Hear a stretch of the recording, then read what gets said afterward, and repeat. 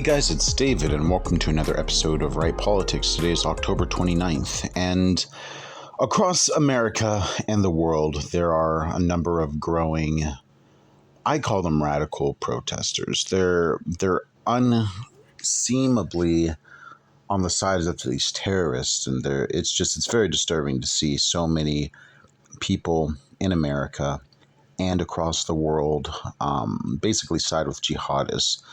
And I know it goes back to like saying Palestinians, had the land first, but it was something that they have ingrained that they believe they're supposed to be occupying the land of Israel.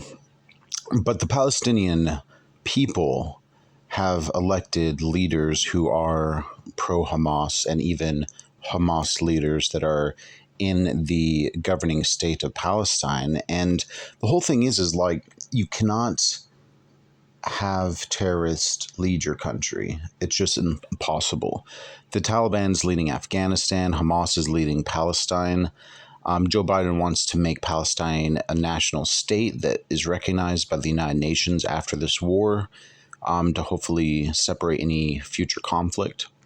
But yeah, it's basically, when you look at these groups so intertwined from day-to-day life, I know tourists always went down to Egypt, and they went down to Israel, and I even have a friend who went to Syria. And it's very, very well known that these groups have issues and have started wars. Everyone knows about the Six-Day War in Gaza. But there was a bottom line understanding that Israel was not occupying Palestine. It was a mutual agreement to let Palestine have their own land inside of Israel. And for these protesters to say that Palestinians have the right to attack Israel because they're being held captive is absolutely nonsense. Because Israel has always been very peaceful with the Palestinians. It's the Palestinians who rebel. But if they want to start their own state, they can make an application to the United Nations. It doesn't have to be through them. So it's very, very difficult to see people who have, Islamist faith, just congratulating Palestine for the terror acts on October 7th. So I really am interested in what you think, because the thing is that these radical Islamic terrorists are always going to be doing this kind of stuff all over the world. The only way that they will stop is if they are dead, because they will continuously try to bring the end of the world through jihad.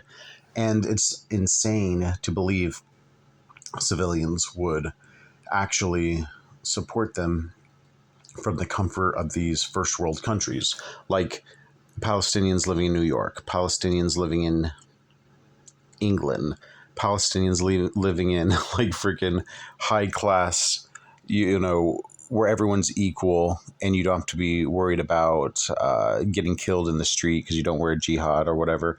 I mean, Iran killed 3 teenage girls just, I think, back in 2020, 21 for posting on social media without wearing the jihad. So it's like Americans who go to these universities and who are on the street, and they're just, trying to be professional victims by saying they stand with the people in Palestine, are doing it from the freedom and liberties that Palestine hates. They call America the Great Satan. So basically, if you are an Islamist person living in the Middle East and you call America the Great Satan, and then you have a whole bunch of Muslims here who are congratulating and praising all the acts, you are living in the Great Satan. So it's very contradicting.